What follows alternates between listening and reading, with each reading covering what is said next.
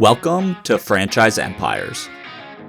Yeah, and even for you as the founder, and I know you raised some money from I guess one of your food truck customers, and then your father chipped in. But what's your life like as a founder back then with that first brick and mortar? Are you working 12, 15, 16-hour days? How's it running? Are you like struggling to hire people? Kind of what's the whole vibe of Yeah, no, Drew? absolutely. I mean, that's kind of, you bet. I mean, in the trailer, yeah, right. 12, 16 hours a day. And then we started doing catering. So, have a great guy that's been with me, celebrated his 15th year actually yesterday. So he joined me in March of 2009. Yeah, because that's 15 years. So, we've got great war stories about lugging trailers around in the hot Texas summer, and grills and, but you're right. I mean, it was everything. And it was kind of the foundation of Hat Creek and our restaurant company. And, but it was long days and, I'd go home and,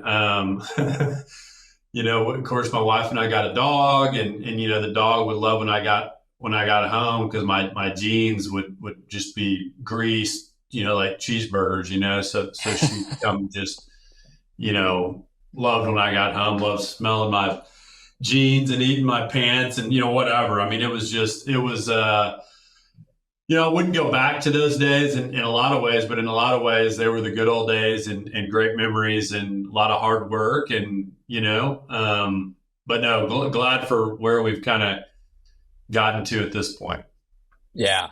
And, going from one to what you have today, what was from a financial perspective, right? Just because so many people, their biggest barrier when they want to get into restaurant ownership or franchise ownership, it's, they look at folks like you, honestly, and it's like, okay, I have nothing, but I want to get to where Drew is. And capital is, usually the biggest barrier. But going from 1 to 26, did you ever end up get to a point where you felt comfortable taking on debt and, getting loans, or was it always more capital and raising? Man, I mean, just kind of constant push, like, square peg, round hole, just, and, really my dad was, and the other gentleman, but my dad he's just gifted in kind of that,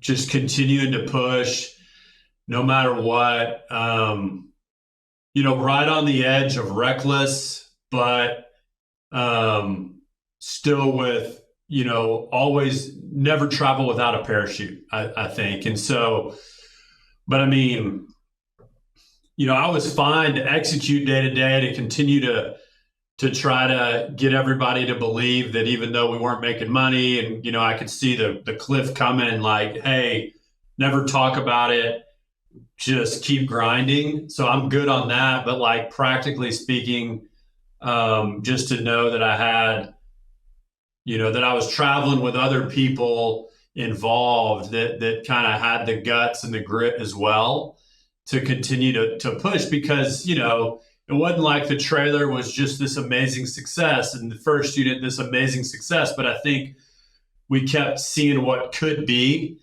and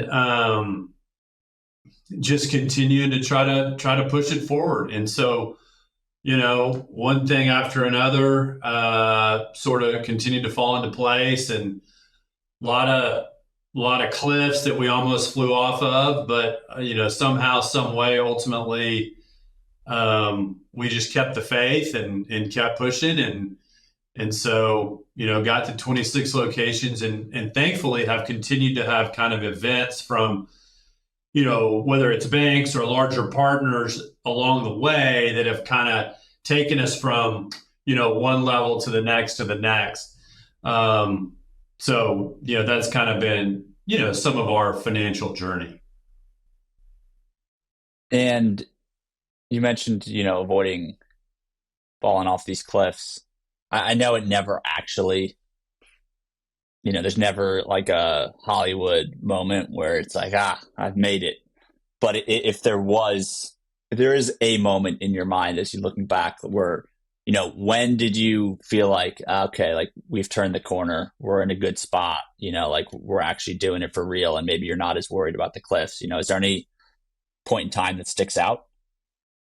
As we began to grow and got into Zaxby's in 2016, and really that was a whole separate, in a lot of ways, it was run by the same management team, but it was a separate business, separate partners. But that provided, after probably 3 years of that, so really 2019, golly, so 10 or 11 years into the full journey, it felt like we got to a place where between the two businesses, we were big enough to, one way or another, take a slightly deeper breath. But at the end of the day, I think we're still, our culture and our mindset is just continuing to run